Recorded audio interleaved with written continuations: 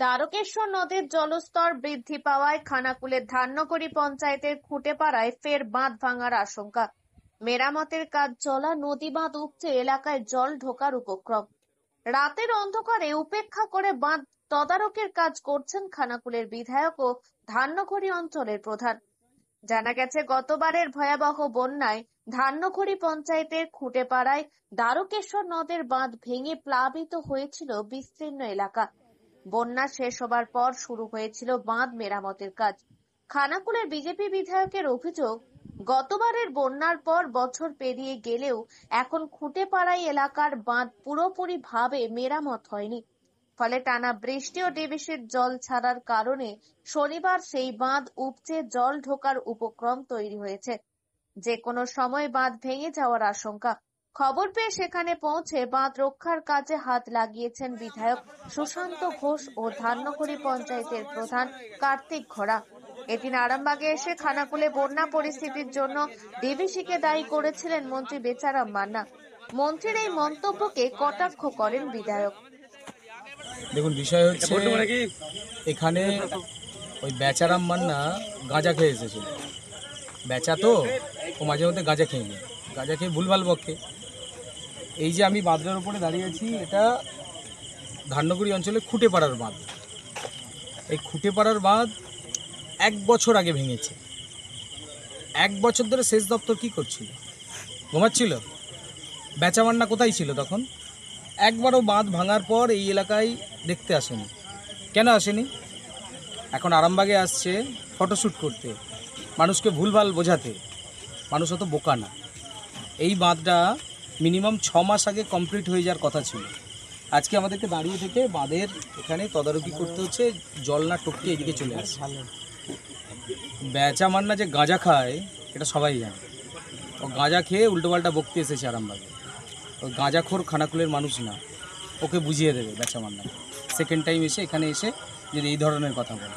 DVC জল ছাড়ছে, DVC যখন ওভারফ্লো হয়ে যাচ্ছে, ডিভিসি যখন যেই জলটা আটকে রাখতে পারছে না, তখন ডিভিসি জল ছাড়ছে। আর এখন ডিভিসির ওয়েবসাইটে সবাই দেখতে পায় কত পরিমাণ জল ছাড়া হচ্ছে। আমি তো খোদ বসে বসে দেখতে পাই। তাহলে রাজ্য সরকারের আধিকারিকরা কী করে? রাজ্যের নেতামন্ত্রীরা কী করে? দেখতে পায় না? গাঁজা খেয়ে ঘুমোলে কি আর দেখতে পাবে এরা? সব পয়সা দিয়ে হবে, আমি আছি, না হলে আমাকে বলবেন। সব পয়সা দেবে, নাহলে আমি সবার পয়সা আটকে দেবো। এবছর অপরিকল্পিতভাবে এবং রাজ্য সরকারকে না জানিয়ে জল ছাড়ে। প্রতি বছরই এই জিনিস হয়, এবারও হয়েছে। এবছর অপরিকল্পিতভাবে এবং রাজ্য সরকারকে না জানিয়ে জল ছাড়ে। প্রতি বছরই এই জিনিস হয়, এবারও হয়েছে। এবারে খানাকুল এবং আরামবাগ বিস্তীর্ণ এলাকাগুলো নদীর জল বেড়ে গেছে এবং বন্যা পরিস্থিতির তৈরির সেই জায়গায় দাঁড়িয়ে আমরা ডিভিসিকে রাজ্য সরকারের পক্ষ থেকে বারবার বলা হয়েছে যে জল নিয়ন্ত্রণ করতে এবং আমাদেরকে অগ্রিম জানাতে। তারা এটা জানাচ্ছে না, কিন্তু আজকেও তারা প্রায় 72,000 কিউসেক জল ছেড়েছে। তাই আমরা উদ্বিগ্ন এবং সমস্ত পরিস্থিতির মোকাবিলার জন্য আমরা আজকে এখানে আমরা একটা সভা করলাম, সব ডিপার্টমেন্টকে নিয়ে জন্য তৈরি। তবে আমরা যা বুঝতে পারছি, গত রাত থেকেই জল কমতে শুরু করেছে, আবার জল ছেড়েছে। আমাদের আশঙ্কা আবারও জল বাড়লে বেশ কিছু বাঁধ ভাঙার সম্ভাবনা রয়েছে। তাই পরিস্থিতি আমরা মোকাবেলার জন্য প্রস্তুত রয়েছি। দেখুন, ওরা তারা রাতের মধ্যে জল ছেড়ে দিচ্ছে, রাতের মধ্যে জল ছেড়ে দিয়ে তারা জানাচ্ছে জল ছেড়েছে, যার ফলে আমাদের পক্ষে সতর্ক হওয়ারও খুবই অসুবিধা। তবুও আমাদের সেচ দপ্তর তারা সবসময় সতর্ক থাকার জন্য আমরা কিছুটা সচেতন আছি।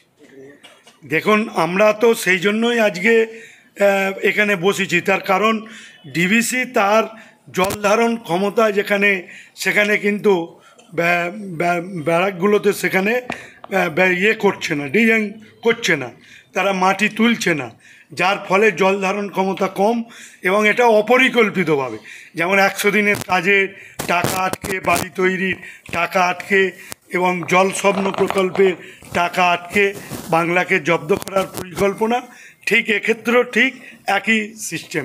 অন্য রাজ্যে ইরিগেশনের নদী ভাঙনের জন্য এবং নদী ড্রেজিং করার জন্য টাকা পায়, পশ্চিমবঙ্গ টাকা পায় না। এটা আমাদের কাছে খুবই ব্যথিত।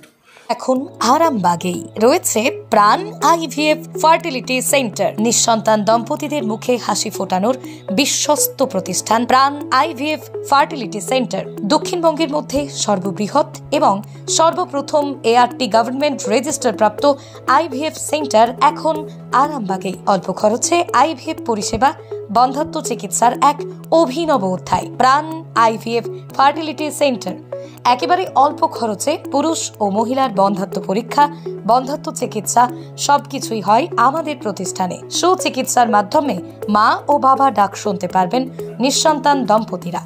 তাহলে আর দেরি কেন? আজই যোগাযোগ করুন প্রাণ আইভিএফ ফার্টিলিটি সেন্টারে। ঠিকানা বসন্তপুর, আমতলা, 2 নম্বর রেলগেট, আরামবাগ, হুগলি। যোগাযোগ নম্বর 7865858781 অথবা যোগাযোগ করুন 7908098172 এই নম্বরে।